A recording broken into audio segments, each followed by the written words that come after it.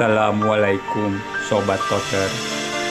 Pada edisi ke-6 ini dikisahkan tokoh dari negeri sendiri, yaitu Munir.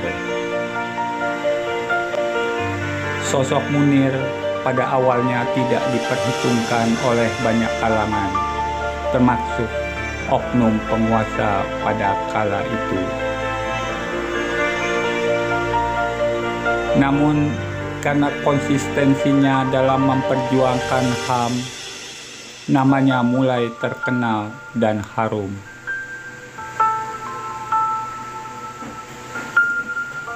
Sebaliknya, bagi pihak tertentu, keberadaan Munir telah menjadi ancaman nyata dan harus segera disukabumikan. Siapa Munir ini? Kenapa dia harus dilenyapkan oleh para penguasa jahat? Siapa aktor intelektual dari pembunuhan ini? Sebelum lanjut, jangan lupa like, share, dan subscribe. Masih banyak tokoh terbunuh lainnya yang segera tayang. Munir atau nama lengkapnya Munir Said Thalib lahir di Batu, Jawa Timur pada 8 Desember 1965. Dia merupakan anak ke-6 dari 7 bersaudara, pasangan Said Thalib dengan Jamilah Umar Thalib. Setelah lulus dari Fakultas Hukum Universitas Brawijaya, Munir aktif dan berkarir di Lembaga Bantuan Hukum atau LBH.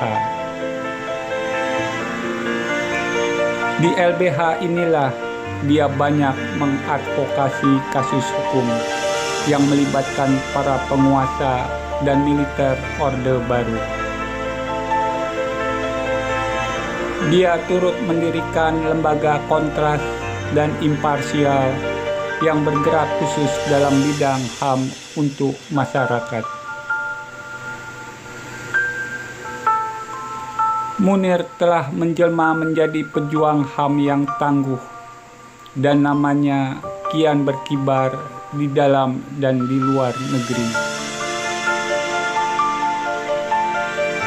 Oleh majalah Umat, media dalam negeri, dia dinobatkan sebagai Man of the Year alias tokoh 1998. Sementara oleh majalah Asia Week juga menyematkannya sebagai pemimpin politik muda pada milenium baru.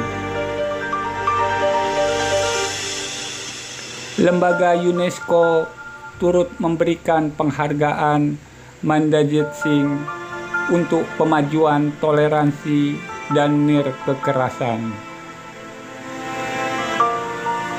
Tahun 2000, Munir pun mendapat The Right Livelihood Award dari lembaga internasional berbasis di Swedia. Sobat Toter, kegigihan Munir soal HAM rupanya telah membuat oknum penguasa jahat di masa lalu jadi ketar-ketir. Ada sejumlah kasus besar yang ingin diungkap.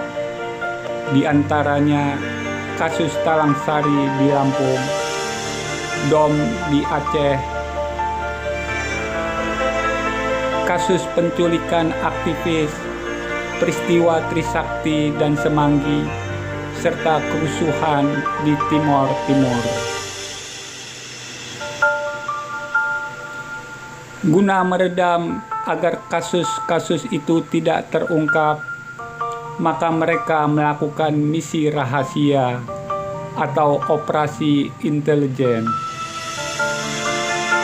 Tujuan utamanya adalah bagaimana menyelenyapkan Munir, tapi dengan tidak membuat gaduh dan timbul polemik. Maka aksi dari misi rahasia itu sebagaimana banyak dilakukan di dunia, yakni target diberi racun mematikan. Ya, Munir diberi racun maut di pesawat Garuda dalam penerbangannya dari Jakarta menuju Amsterdam, Belanda. Ketika itu, Munir bermaksud pergi ke negeri Belanda untuk mengupgrade pengetahuannya dengan berkuliah S2. Belum sampai tujuan di Bandara Amsterdam dan belum sempat menimba ilmu di sana, Munir dinyatakan telah wafat. Kemudian jenazah Munir dibawa kembali ke tanah air dan dimakamkan di Kota Batu pada 12 September 2004. Munir pergi dalam usia 38 tahun dengan meninggalkan istrinya Suciwati dan 2 anaknya yang masih kecil. Meninggalnya Munir yang mendadak tentu saja menimbulkan berbagai dugaan. Apakah karena sakit atau ada faktor lain? Penyebab kematian Munir di atas pesawat pada 7 September 2004 itu baru diketahui publik di awal November 2004, yakni setelah keluarnya hasil otopsi yang dilakukan oleh Netherlands Forensic Institute di Belanda. Hasil analisa toksikologi forensik ditemukan kandungan racun arsenik dalam jumlah dosis tinggi dan mematikan. Arsenik adalah unsur kimia yang bagi manusia bisa menurunkan kualitas kesehatan atau jadi racun berbahaya.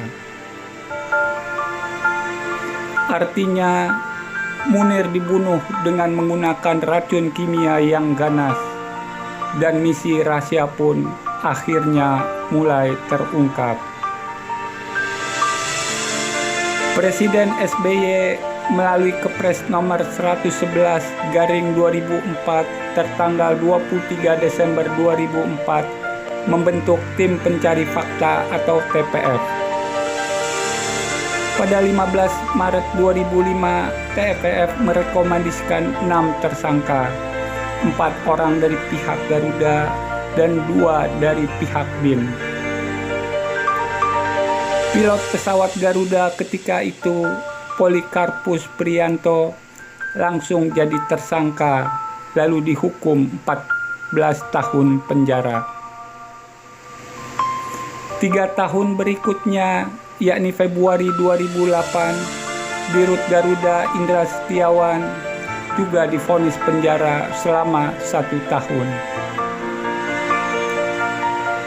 Kendati kasus pembunuhan Munir telah sampai tahap persidangan hukum, tapi ada sejumlah kejanggalan.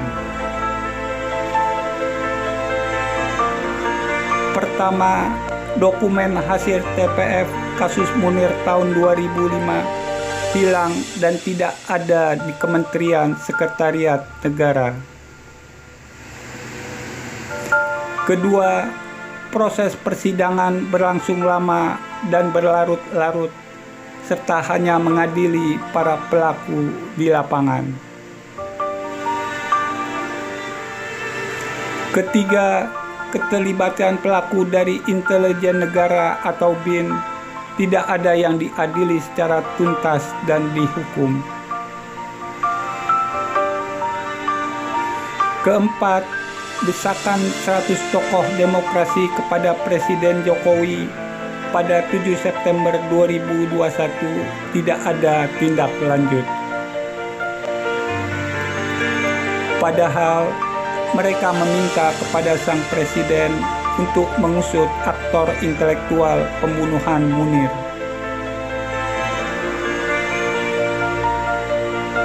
Sementara itu, Komite Aksi Solidaritas untuk Munir atau KASUM pernah menyebut aktor-aktor intelektual atau dalangnya. Dua di antaranya yang jadi sorotan adalah Mukdi PR dan AM Hendro Priyono yang pernah jadi petinggi BIN. Mereka berdua bisa dibilang sebagai the untouchable man dan sangat sulit terjerat hukum hingga saat ini. Akankah kasus pembunuhan Munir hilang ditelan waktu karena secara legal sudah terbilang kadaluarsa? Entahlah, yang pasti kasus ini telah menjadi konsumsi dan arsip publik di dalam maupun di luar negeri. Hal ini telah menjadi hutang negara dan akan jadi catatan yang selalu dibuka kapan saja dan oleh siapa saja. Lembaga Forum Asia menyebut jika negara tidak mengambil tindakan nyata, masa depan HAM berada dalam risiko besar. Demikianlah tragedi pembunuhan Munir, di mana misteri ini sebenarnya sudah terpecahkan, tapi tidak tuntas diselesaikan. Ada dua film dokumenter yang berkisah tentang Munir. Pertama, Bunga Dibakar yang diliris tahun 2005. Kedua, Garuda's Deadly Upgrade yang merupakan hasil kerjasama SBS TV Australia dan Offstream Production. Untuk buku, ada dua yang direkomendasikan. Pertama berjudul Bunuh Munir yang terbit tahun 2019. Kedua, buku terbitan tahun 2009 dengan judul Kasus Pembunuhan Munir, Kejahatan yang Sempurna. Terima kasih Sobat Toter. Jangan lewatkan tayangan video edisi ke-7 yang lebih informatif dan seru lagi.